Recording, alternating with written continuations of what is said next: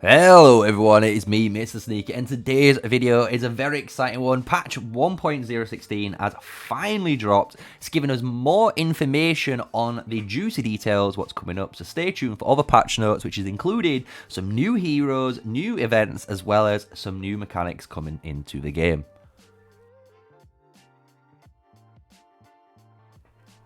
Hello everyone, it is me, MrSneakyy, and I'm here again giving you guys 1.016, the Song of Summer. The official patch notes have finally dropped.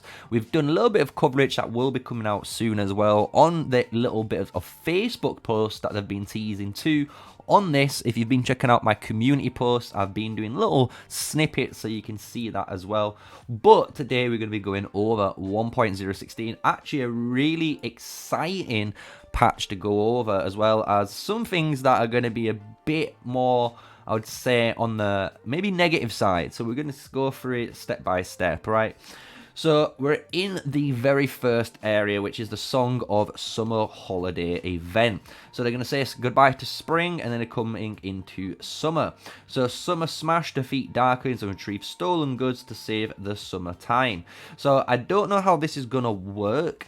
Obviously, some people might assume this could be maybe a different event similar to Rise of Kingdoms, but I do know in the Trial of Light, which we're going to go over, does sound more like that style of event.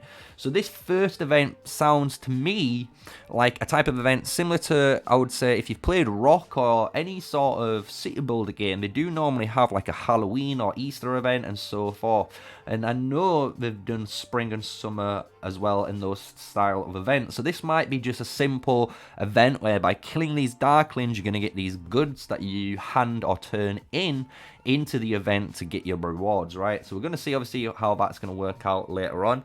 Obviously, the more Darkling aimed events is actually really good, because that means you could maybe get Summer Smash and it could stack with obviously Elena's or even the Divine Depository event, right? So if you get these type of events that stack where you can kill, you know, different Darklings at the same time to get multiple rewards, it's going to benefit you the most. So I'm excited to see what this is going to be. Number 2 is the quiz. So they're adding a quiz quest similar to, I'm guessing, again, Rock. They've added a quiz system in that. Wonder how it's going to work, if it's going to be an alliance-based or solo-based one. But it's going to be a nice little thing where you can obviously test your knowledge, and if you get the answers right, you're going to be able to move forward and obviously get better rewards. The third event is the one that I was touching on in the first, and it's Trial of Light. So to test your limits, improve yourself strength by defeating enemies as quickly as you can and win amazing rewards. And because they emphasize that as quickly as you can, this event I believe is going to be the one similar to the, I think it's called Race Against Time, which is in Rise of Kingdoms. So in that event, you basically get set a timer, which might be like 2 or 3 minutes, and every single time you keep killing, you know, Darklings, it goes up and up, and the higher level Darklings you kill, the more time and the points you get. And it's always like a PvP, I would say PvP, it's like a, you know, actual event that you compete in, and the better score you have, the better reward you get against everyone in the server. So we're going to see what obviously the Trial of Light is, so it's going to be really cool. And then the Blessings of Oak is nature's bounty is waiting for you to make a wish. So we're going to see what this actually is. This is very obviously obscure, so it's going to be interesting to see. But that's 4 more events added into the game, which is really cool. So now we're going on to the main areas of the patch. This is going to be the seasons, as well as all the juicy upgrades and additions that add into the new season. So if you've enjoyed the video so far, smash a like, comment and subscribe, guys. I've not said it so far, but all of your support does help the channel. I've been reading all your comments, and obviously you see me always try to reply as soon as possible. But as of next week, we are going to be trying to live stream as more often as we can while we sort out all of our scheduling. So with all that said, let's get into point 2, which is the new season and new experiences. And this is where things are starting to get very, very exciting for me. So in the new season, they're going to call it Stars Reignited, and this is going to be the end of the Burning Stars and Dragon Call seasons, which is Season 1 and Season 1 Plus, which I believe will be when you merge and the new map layout will be out. So this is where it starts talking about the new changes in 1 Plus.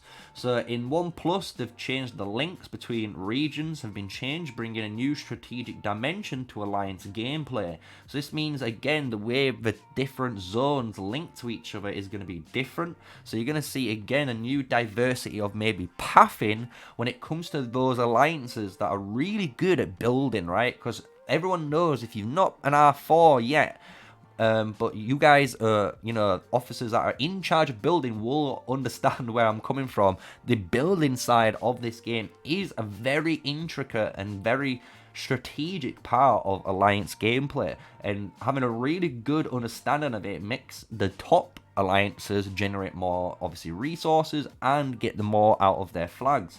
So it's going to be really interesting to see what they've done to make you guys obviously start to think of a new strategy, because almost it sounds like from what we've been playing on Season 1 so far of the Burning Stars is that the map is pretty much solved. We know the best ways of building in each region to get the maximum out of it. So it's really cool to see that they're changing things up. So now they've got new starting points. Areas in starting regions now have more plentiful resources and more points to contest. We already know this as well, which will be covered again later on in another video coming out shortly after this one, which might be tomorrow's video. But it does state that these are going to be coming out with level 6, 7, 8 tiles more. So you're going to have, bigger tiles available to you so you can farm more consistently in the later game of Call of Dragons, which is a really good benefit because obviously no one really likes farming those 4 to 5, 6 tiles when they spawn. So it's a really good thing that they're addressing that. So they're adding now new pass modes, and this is a really cool feature that I'm interested to seeing. So the semi-protected passes can only be detected by alliances that occupy a behemoth within that pass region. This is changing the pace of which map opens up and protecting your affiliated region. So what this means is if we come out of the map and we zoom out, so what this would mean is if you're in a zone 1, so let's just take Kaltia for example, at the moment you can get attacked by anyone coming in Sophrostia, which is true. What the new changes mean is anyone in Sophrostia to attack here must control a behemoth inside. And in order to get into Kaltia, as you guys can see, you must access zone 2, right? So you got to go into zone 2, capture this pass, then come into this zone 2, and then you can then capture this behemoth, and then you'd be able to attack these 1 passes and lock them out of this area. So it's allowing this, obviously, region and any of the other regions, in Zone 1. So this is obviously Darrowland, and I'm going around the map right now, but Forgotten Lands, Zoland, Burnerlands, all of the Zone 1 areas now a bit more protection in the early game, because people obviously don't want to get run over within the first couple of weeks. Once obviously the passes open up, they want to be able to play and experience even just the early game behemoths without having to worry about constant war from other regions, right? Obviously if there's fights internally, that's a different story, but it's a really good issue that I think they've addressed when it comes into your pass protection, as well as unlocking the map at a nice steady progression for the game. So really good pass point here, and I hope you guys enjoy that, and I've covered it nicely for you to understand. So now we're in the new village gameplay. The raid villages owned by your alliance to gain various powerful buffs. They've basically changed these, so you're going to get a new gameplay of new villages, which is really cool. You're going to see these obviously getting added. We've already got villagers, so these are just basically an upgraded version of them. So you've got new challenges and opportunities. High-level resources, points, Darkling forts are available for you to raid. So this is what we were just touching on earlier. So we know we can get at least, I believe, level 7 and 8 resource points, which will be, again, addressed in another video. So again, at the moment, I think we can go to a maximum of 4, level 5 and 6. So hopefully this might go to 6 and 7 or 7 and 8, right? So we get some nice juicy rewards a little later in the game. So now this is where things start getting a little bit touchy for me, and this is where I'd say the patch has a little bit of maybe a downhill, but obviously we're going to see how it plays out in the long term. But it's the new ways to grow patch. So in Season 1 Plus, Epic heroes can reach 5 stars, while legendary heroes can reach 6 stars. This one change already I dislike, because now you're creating a bigger disparity between epic heroes and legendary heroes, because when you read the next area, each star is going to allow you to either mitigate your opponent's attack or penetrate through their defense. So what this means is both of these stars that you're gaining on those marches are PvP related talents. One of them is going to reduce the amount of attack, possibly through a debuff from them. We're going to see obviously how this gets implemented, or obviously penetrating through their defense is already in the game. We've got players like Nico that has defense mitigation in the game. Even the skill tree for magic users can do magic mitigation on the target. So we have this already. So this is again it's a cool change. I really like how they've added, you know, these PvP stats to the stars, but I dislike how they've made it so only epic heroes can go to 5 while legendaries can go to 6. I think personally epic heroes should be able to go to 6 too, to allow all the free-to-play players and the low spenders to pair up those legendary and epic hero pairings in the early mid game when they don't obviously have all the legendary heroes that they need out of the strength and capabilities that they want them at, right? So that's the first point you can see I'm passionate about, and I hope you guys understand that a lot is in this one little topic here. So now we're going to the heroes will be able to gain XP through PvP battles. This is obviously one thing we had a little bit of a frown upon, but they've kind of addressed this too. So we're going to see again how this works, but the feature will be enabled as a Auguststone progress. Once your heroes reach level 50, they can only level up to level 60 through this method or via gathering if they possess the relevant talent. So this might be the fix for it, because obviously we didn't like everyone only gaining XP through PvP talents. So if you're still able to get that primary gathering commander paired up with your primary, you know, PvP commander, like, you know, your Craig, Valen, Nico, you name it, anyone in that area, then they can still get an XP. That is a good way to address it. But again, I still don't like the fact that they're limiting the way we're going to get XP. So what they've done in the XP department here is just changed some numbers. So what they've done is the amount of resources gained is going to change the amount of XP equaled, and this is now an incremental increase, right? So it's 0.4, 0.8, 1.2, 1.6, 2% of the number of resources gathered, so a maximum of 4, 8, all the way up to 20k per day. Obviously, this is the only thing that's changed is these numbers here. We already had the 20k per day, which is good. So maybe they've just slowed down or increased this. I can't remember the original numbers off the top of my head, but that's their, you know, little way of addressing hopefully this whole XP situation. I don't know how I feel about it. I hope to hear your guys' comments, what you guys think about the XP area in regards to it, because again, this is one thing where I think it's going to change a lot of people's opinions on the game, because it is one of them things where XP is one way for a player to express themselves, in my opinion. You know, farming away, PvP, and going through, you know, your patrols. And now what I suggested was to actually add engineering. So if you were building flags with engineering commanders, those guys should get XP too for the jobs they're fulfilling, right? So maybe we see it in the future, who knows.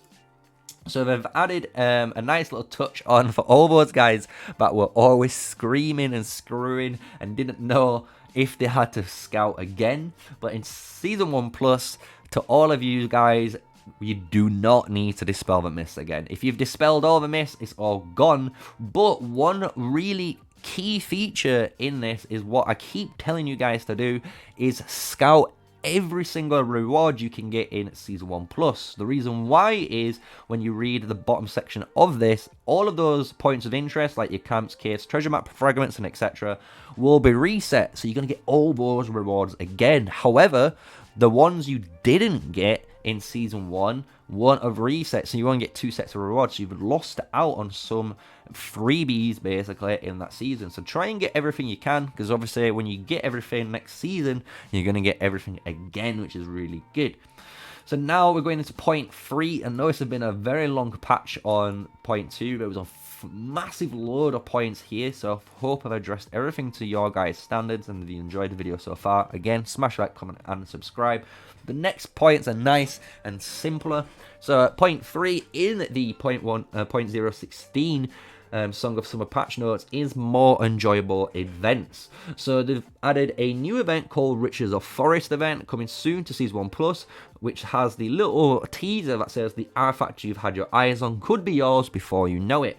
So obviously we don't have any indication of what this event is going to do or be, but from what it sounds like, it'd be really good if you are able to choose maybe a certain artifact out of a nice table of artifacts that you've been working on, and as a free-to-play player, low spender, this might be your way to obviously catch up and get artifacts, because obviously that's one major issue at the moment that a lot of players know about, is the artifact gain is kind of low for the free-to-play players and low spenders. If you're spending a considerable amount of money, even if you're spending at least, I'd say $100 a month, you would feel the difference between someone even spending just $20 a month. There's a massive difference in the artifact gain through spending. So I hope this event does address that and balances it out a little bit so the free-to-play players can get access to more artifacts, which is really good. Number 2 is the Royal Rankings event will be back again. If you're wondering what this event was, this was the event at the start of the very game, when you're participating against all other players in your server, and the higher the amount of power you get, the more heads you got for fear. However, they're changing this into more of a Rise of Kingdoms style, where again they're introducing city themes. So normally in the Rise of Kingdoms games, this has been a very kind of weird feature, because it was a city theme that adds stats. So obviously if there's only one city theme at the moment, which is the Northern Winds, this needs to be a nice generic city theme that maybe just makes your city look nice. But if it has any sort of stats attached, it has to be universal, right? It cannot be tailored to one troop type, because if it is, that troop type currently will gain an advantage massively in the open field meta because they have a buff advantage. So we're going to see again later on, more details will be announced later on the city skin, so let's stay tuned for it. But that's obviously my thoughts on there. They've reduced the difficulty on the Crucible of Courage event, and you can see here, even in my mail, they did their own little mail on the feedback on that adjustment themselves. So they reduced the difficulty so you can actually clear it a little bit easier, because it is very hard to clear once you get past the 35 mark and going up to the 40 odd mark.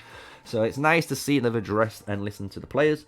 They fixed an issue where artifact skills could accidentally target other players' enemies during the Crucible of Courage event, which is an issue I never knew, but nice to see that they've fixed a nice quality of life issue to do with artifact skills and that event. So really good, again, feedback from the community. They've listening and they're fixing the issues that are clearly part of, you know, players' experience that's causing a negative effect. So now we're on point 4, and then we'll go on to point 5, which is the really big one. That's going to be very exciting to go over. So point 4 is an improved alliance system. Now you can see daily changes in alliance members' power. So in the alliance personal power rankings, you can see people going up and down, see how much power they've gained per day. So this, obviously, if you're a power cycling alliance, is really good for the officers. It's going to allow them to actually track their members a lot easier, because at the moment I know a lot of alliances have their own means by maybe an Excel spreadsheet, Google spreadsheet, you name it, they'll be doing it anyway. So it's a really good way they've added a way to help you guys do it. You can also now see weekly changes to alliance members' merits in the personal merits ranking, so you can see again who's participating and who's not in the fighting that's occurring during that time, which is really nice to see. And you can now manage members directly via the alliance rankings, which is really good. So again, if you're an officer and you're looking at these rankings and you can see this player isn't doing as their, you know, due diligence and fulfilling their need in the alliance, in that ranking area, you can just kick them from there, basically. So you don't have to leave and go to settings, then find them again. You can just do it all in one area, which is nice. They've improved the displays for Behemoth Elite Raids, really good. And they've obviously now added how to obtain the Behemoth avatar frame via the Behemoth Hunter and Elite Raid screen. So they've made it a bit more clearer for you guys to understand how to get those frames, which is really cool. So now we're going on point 5, and this is where things get very, very juicy. So if you keep enjoying the video and you've watched it all the way through, thank you guys, smash a like and tell me your thoughts so far on the patch. But this is where I am super excited, because we're getting 2, and that is 2 legendary heroes. Both of them are archers. So you can see one saying marksman, one saying archer. I'm guessing that's a typo on their error. So obviously we might get another 1.016 update where they're going to fix some of the typos, but they're both marksman units, which is really good. So this is 2 of the legendaries that we know of, meaning possibly the next 2 legendaries that are coming are cavalry based, because we know this season they did announce that's going to be later on in another video, but they did announce that this is going to be the focus for archers and cavalry this season. So we know that there's going to be a flying hero coming, so that might be the flying cavalry hero, and then we might get a generic cavalry hero to follow up. So we have a nice roster of heroes coming, right? So in here we've got 2. So the first one I want to call is Freygar. It sounds very Nordic, really cool name. He's an archer peacekeeping mobility commander, so we're going to see what that offers. Again, I don't like the peacekeeping tree, but having a marksman tree is really good. It means you can have the generic sort of builds for the jack of all trades, but you get access to mobility, allowing you now to obviously get in and out of combat and maybe take advantage of the lack of movement that on the shorter range you have as a marksman unit, right? The next one is Sidrion, and Sidrion is a marksman rally precision. So this is very interesting, because at the moment there's not really a rally meta, and we're gonna start seeing it appear, we can see. So Sidrion having the rally tree is the first of their kind of the marksmen that have the rally tree attached to them. And it's going to be cool because you have, again, there 3 talent trees all tailored, which is marksman, rally, and precision for PvP combat. So it's really good that you have access to all of these. So we're going to get a teaser hopefully soon on all of those skills. And since he does have that rally talent, guys, as a little bit of a, you know, maybe an assumption, we can guess maybe in his skill 2, 3, or maybe 4 will be some sort of rally, you know, rally a pass, rally a stronghold sort of, you know, passive skill attached to him. So it's going to be really interesting to see that. So hope you guys are interested and excited for them. I am, because obviously I am the Archer Boy. I'm going to try and be the Archer Boy for the channel. So hope these guys are going to be excellent for the game. So now they've added 2 new legendary artifacts, Rattle Spear and Spring Blade. So this is going to be, again, very interesting to see. This is going to be available through the Forge of Light, which is obviously the gem event, and the Riches of Forest event. So we're going to see, again, what that event is going to be like for us. But it's cool that they've added both of these into the game. And when they do get added, obviously we're going to talk about them, so don't you worry about that. So they rebalanced the Rally and Garrison talents, which is really interesting, meaning they're going to maybe shake up and change the Rally meta. So the talent Expeditionary Force is now Fair Offense. While serving as a rally captain, you can force the enemy rallied army or garrisoned army into a fair fight. In a fair fight, all unit skills are disabled, and the attributes of the infantry, cavalry, marksman, and magic units stay at the same level, will be adjusted to the same values. That's very interesting. So I wonder if this means infantry units, or maybe even certain archer units with super high counterattack damage might become the meta for rallying garrisons. Because if you can shut down the skill damage of a certain hero, obviously you gain a big benefit out of it, right? Again, you got to think, if you're going against a certain hero that's reducing your damage, or even, you know, shredding your physical damage reduction, you know, you've got all these different stats that you could stop happening to yourself now. Or even, again, if you're against a Bakshi, right, you could stop his march gaining that 30% health when he's awakened if you force him into a fair fight. So this is a very interesting mechanic. I want to see how this runs. This is going to be really good. I'm going to have to find videos and record this for you guys, because I know you guys are going to be just as interested as me. So I want to hear your thoughts, especially on this rally side on the Garrison talent. We're going to continue on because there's more in regards to this fair fight that we can see.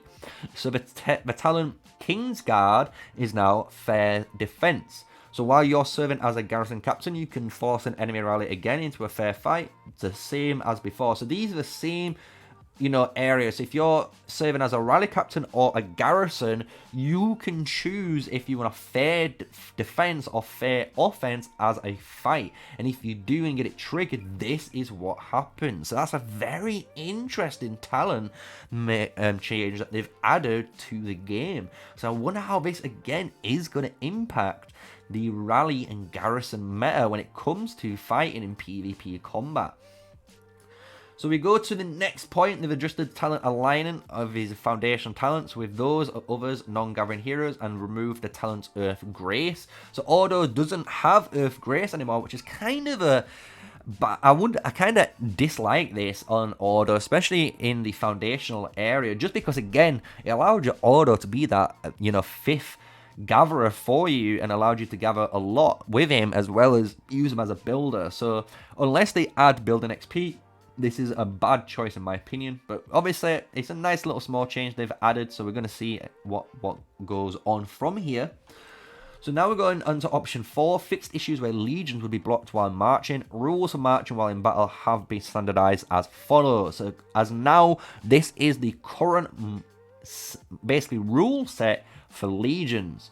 So they adjust the battle status display. Once your legion enters battle with another lord, the name of your legion will turn red and become visible to all non-friendly lords. So you know that that red enemy is in combat, so you can engage into him. They've changed the rules of intercepting legions. Legions with red names will automatically intercept all non-friendly marching legions and enter battle with them at the moment of interception, which is insane. So again, it just reinforces if that march is red and you're even using a farming march and you walk through them, it's going to intercept and kill that march. So you've got to be careful where your march is walking, especially if there's red guys around. They've added collision between legions. Non-friendly legions will collide with each other when not in battle, making it impossible for them to pass through each other. So basically what this does is stop white enemies from going, well, white legion marchers from passing through. So you're going to start seeing now marchers being able to block each other. And this might sound bad, guys, and it would be bad as a mechanic in Rise of Kingdoms. And this is where people will be trying to compare, but this mechanic is very important in this game. The reason why is because you've got your infantry and cavalry units, and then you have your marksman and mage units, and the reason is you have your range and melee, and now your melee has a front line that is a blockade to protect your backline now. So your backline should be able to deal damage until your front line fulfills its duty, basically, and either dies or pushes forward and tanks more for you, right? So I really do like this change in the third area. I hope it makes sense on why they've added all these changes in. A really good thing for them when it comes to PvP combat, but again, we're going to see how it plays out when it comes into the implementation. So all we're going by is, from my opinion, from obviously playing the game so far, from server 4 all the way through for 7 months plus. But this is really cool. So now, because of all these changes, they've disabled intercept mode and pass modes, which is makes sense because you don't need this because this is now automatically in the game. A really good thing for you guys, again, why it's really good, is when you're doing that event, when you're, you know, following the cart, when you're having to protect the caravan in that event, you normally switch on intercept mode to intercept all the, you know, patrols and lizards that are coming to kill your caravan, but this allows your match to naturally do it. So it's a really good way for them to do it, so I really can't wait for them. So now they've done other improvements. Really cool thing to add at the end. These are more like quality of life changes, as well as one big change that we all know was coming, which is the Elixir update. So we've got other improvements. New players will be able to change server via a faction selection screen when creating a character, allowing you to more easily choose a server and play together with your friends, which is a nice way to get the new players to obviously migrate into a server with their friends at the very start of the game. You can now decorate your city with city themes. City themes are unlocked at city level 5. Tap on your city map and access city themes to menu and make a great hall and nameplates stand out from the crowd. So they're adding a little bit of little bit of UI basically in the game to make you stand out from the crowd and make you look cool. So we're going to see obviously these added into the game, and how obviously you obtain these they haven't said yet. So we're going to see that in the game, maybe through the achievement system, right? They might do it through there, really cool way, and obviously through maybe completing certain events. So a really good addition in my eyes to the game. Everyone loves having that little bit of cosmetics in game. So number 3 is, in order to allow you to heal more quickly, free healing has been replaced by Elixir healing. And this is a really interesting thing I did go over already, and I've enjoyed this actually change in the game. So the way Elixir healing works is the exact same almost as free healing. So at the moment, free healing is very limiting when it comes to war. Everyone knows this because obviously when you fill up your healing, you'll do some of your resource healing, which is okay, but your free healing will be healing those 500,000 plus troops over the next 2-3 days. So obviously after 2-3 days, you can continue fighting. But what they've done now is, instead of working on a healing basis like that, all your free healing goes into almost like a bank. Imagine like a big bank account, like a big resource token, almost like the medical supplies you used to buy. And by getting your free elixir up, at any point you want, you can use your free elixir to heal all your units at an instant. And then when you do, it will start charging back up and, filling its elixir production back up to max. So it's a really good way in order for them to fix the way the healing system works while keeping it free healing base, which is really good because everyone loves the free healing. So I really do enjoy this. I hope I've explained it in a nice, quick rundown there, but we have gone over this in another video which we will go over later on. If you check it out, it will be in the Facebook posts when they go over it. So number 4, they've added a tutorial section in the tails screen, allowing you to access previous unlocked tutorial content, just in case you need a little refresher. Cool to see, a nice little bit of quality of life. They've improved the reminders of exit speed up use. So again, if you can wait maybe 2 hours, it's going to tell you maybe, are you going to use that 1 hour or maybe 2 hours? Really good thing to add, because you don't need to use speed ups all the time in this game. Number 6, annotations have been added for some key game concepts, offering more detailed explanations, which is really good.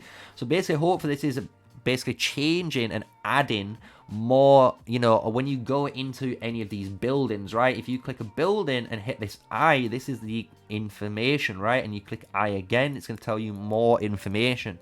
So they're adding more of those in the game in certain key areas. So we're going to see exactly where that gets added, right? And then we can work from there. But really good that they're adding these quality of life changes. A repair button has been added to the loading screen, allowing you to resolve issues that may prevent you from loading in the game. Really cool. And a YouTube page link for certain languages has been added. Really cool to add. So maybe this is a YouTube page where maybe any of the content creators, such as myself, Chisgo, Echo, Shinji, you name it, all the big guys, even Mr. Boss Nasty, Hulkdon, we can keep going, right? All of us maybe are going to be on this YouTube page, and you may be able to click on any of our content on the day for obviously certain languages and if it's available for them, right? So really cool to see, and a little bit of added addition. Again, quality of life change there. They've added a UI border offset option, allowing you to customize the distance between the UI and the screen edges. Really cool.